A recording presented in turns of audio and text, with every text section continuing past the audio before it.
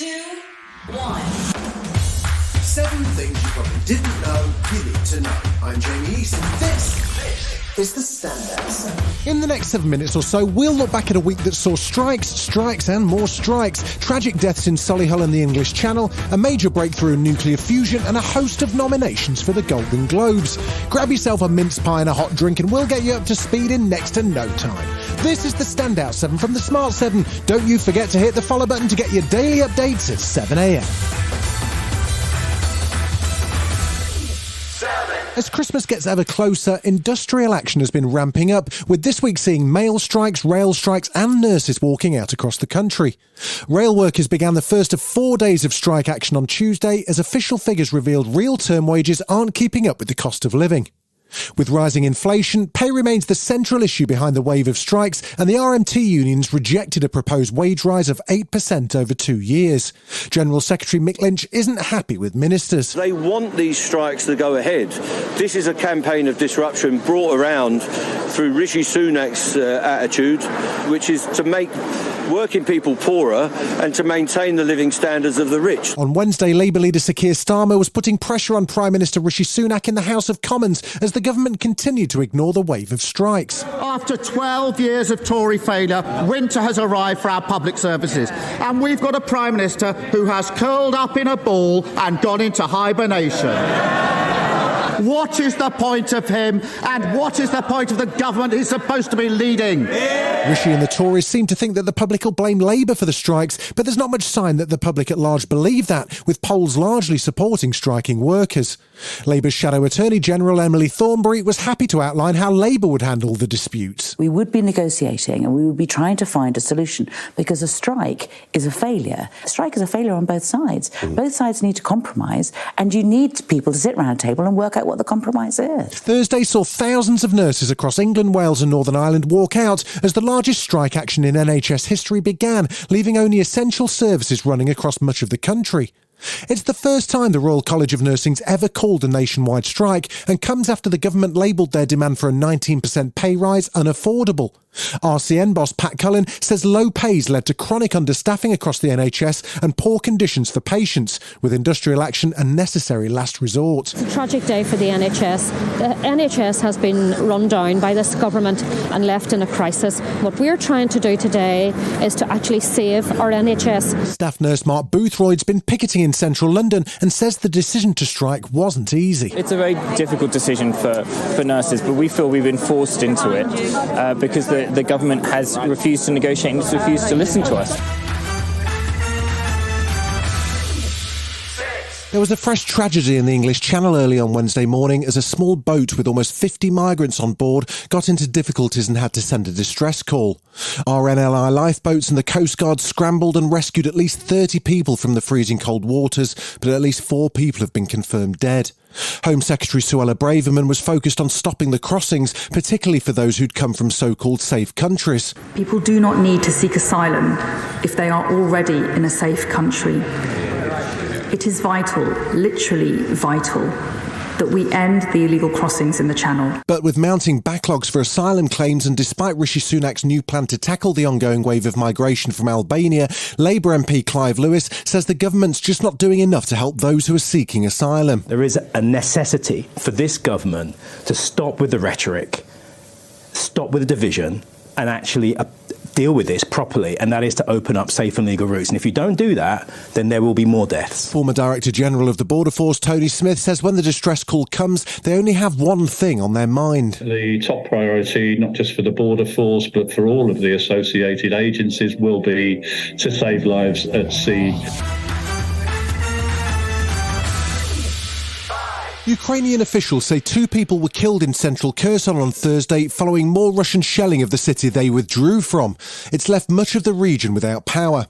It comes as Defence Secretary Ben Wallace reaffirmed the UK's support for Ukraine and says he doesn't fear Russian aggression. So I feel safe because I'm one of 30 in one of the biggest, most successful military alliances in the world.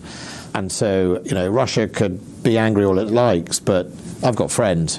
They haven't. Meanwhile, human rights law firm Global Rights Compliance have launched the first sexual violence mobile justice team in Ukraine, who will assist authorities investigating reports of assaults and offences committed by Russian soldiers.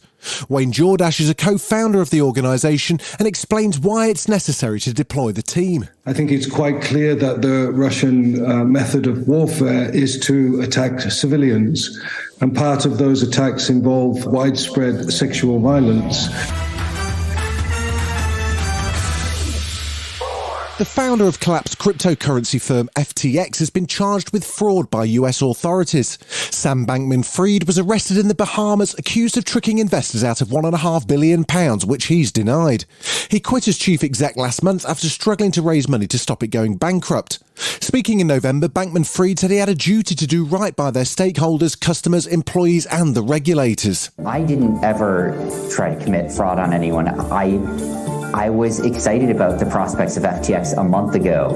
I saw it as a thriving, growing business. It's claimed since at least May 2019, FTX raised the cash from around 90 US-based investors. Meanwhile, a hearing's underway in the US House where Congressman Brad Sherman said he'd been trying to ban American investments in crypto for 5 years. My fear is that we'll view Sam Bankman-Fried as just one big snake in a crypto Garden of Eden. The fact is, crypto is a garden of snakes. Still to come at the Standout 7, there's big news on nuclear fusion, and Jennifer Coolidge is having a moment. Right after this. Welcome back. American researchers say they've made a major breakthrough in nuclear fusion, moving us closer to be able to generate limitless clean energy. Experts have been trying for decades to recreate the energy that powers the sun, and at a research centre in California, they simulated the conditions of a star for a fraction of a second and apparently produced enough power to boil up to 15 kettles. US Energy Secretary Jennifer Granholm says for the first time they released more energy than they used to fuel the experiment, and it's a big deal. It's the first time it has ever been done in a laboratory, anywhere in the world. Simply put, this is one of the most impressive scientific feats of the 21st century. The Banshees of Inisherin is leading the nominations for the Golden Globes with 8 nods, including Best Motion Picture Drama. British stars in the running include Dame Emma Thompson, Daniel Craig and Olivia Colman.